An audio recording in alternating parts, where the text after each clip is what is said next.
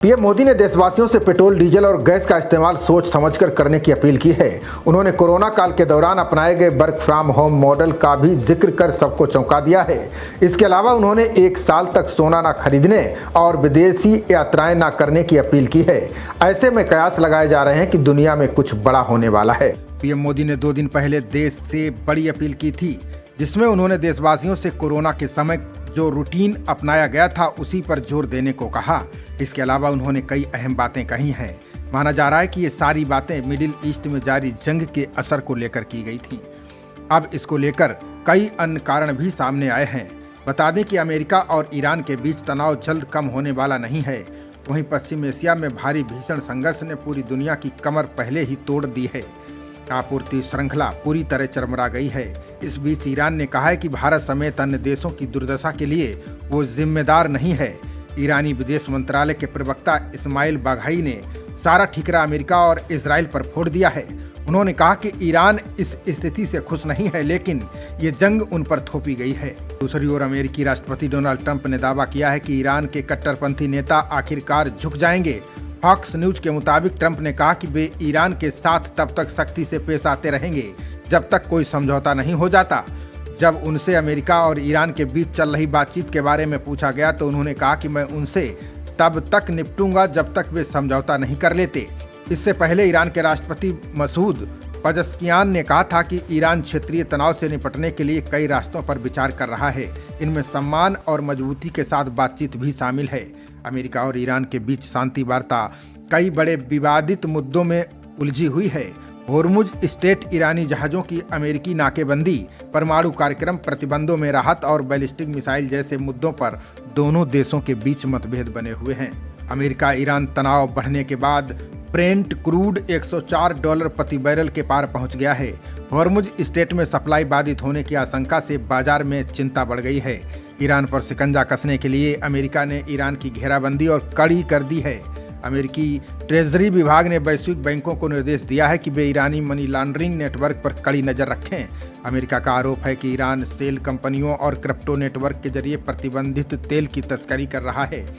इस अंतर्राष्ट्रीय घटनाक्रम को देखेंगे तो समझ आएगा कि युद्ध के जल्द रुकने के आसार नहीं हैं। ऐसे में पीएम मोदी की अपील बता रही है कि दुनिया में बहुत बड़ा होने वाला है। बता दें कि पीएम मोदी ने अगले 1 साल तक शादियों के लिए सोना न खरीदने की अपील भी जनता से की थी। उन्होंने कहा था कि दुनिया भर में पेट्रोल और डीजल महंगे हो चुके हैं। ईंधन की बचत करना बेहद जरूरी हो गया है। पीएम मोदी ने कहा कि दुनिया इस समय एक बड़े सप्लाई चेन संकट से जूझ रही है। रूस और यूक्रेन युद्ध ने भी वैश्विक स्तर पर कठिनाइयों को बढ़ा दिया है।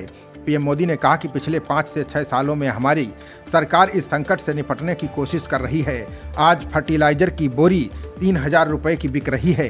वहीं भारत में वही बोरी किसानों को 300 रुपए में मुहैया कराई जा रही है। प्रधानमंत्री का मैसेज क्लियर था कि अब फ्यूल को बचाना केवल पर्यावरण से जुड़ा मुद्दा नहीं रह गया है, बल्कि यह देश की आर्थिक मजबूती से भी जुड़ चुका है।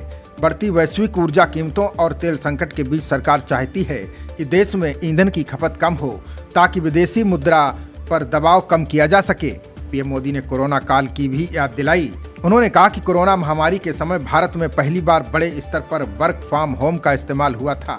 आईटी, मीडिया, बैंकिंग, कंसल्टिंग और कई दूसरी कंपनियों ने कर्मचारियों को घर से काम करने की सुविधा दी थी। पीएम मोदी ने खाने के तेल का भी जिक्र किया। उन्होंने कहा कि इसके आयात के लिए भी बहुत बड़ी मात्रा में विदेशी मुद्रा खर्च करनी पड़ती है।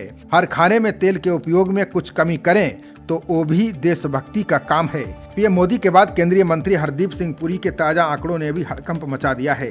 पुरी ने खुलासा किया है कि सरकारी तेल कंपनियां इस समय रोज 1000 करोड़ का भारी नुकसान सह रही हैं। इस तिमाही में तेल कंपनियों का कुल घाटा 1 लाख करोड़ तक पहुंचने का अनुमान है। ये आंकड़े इशारा कर रहे हैं कि पर्दे के पीछे कुछ बहुत बड़ा हो रहा है। गृह मंत्री अमित शाह ने भी पीएम मोदी की इस अपील को आत्मनिर्भर भारत के लिए जरूरी बताया। वहीं केंद्रीय सूचना एवं प्रसारण मंत्री अश्विनी वैष्णव ने कहा कि पश्चिम एशिया युद्ध के जल्द थमने के आसार नहीं हैं। उन्होंने कहा कि हम बहुत अनिश्चितता वाले समय में हैं। हमारी किसी गलती के बगैर हमारे पड़ोस में 2 देशों के बीच चल रहे युद्ध का असर पूरी दुनिया पर पड़ रहा है। पीएम मोदी के सोना न खरीदने वाले बयान को देखेंगे तो इसके पीछे भी यही कारण है। आर्थिक जानकारों की माने तो सोना न खरीदने के पीछे पीएम मोदी का क्राइसिस मैनेजमेंट वाला लॉन्ग टर्म प्लान है।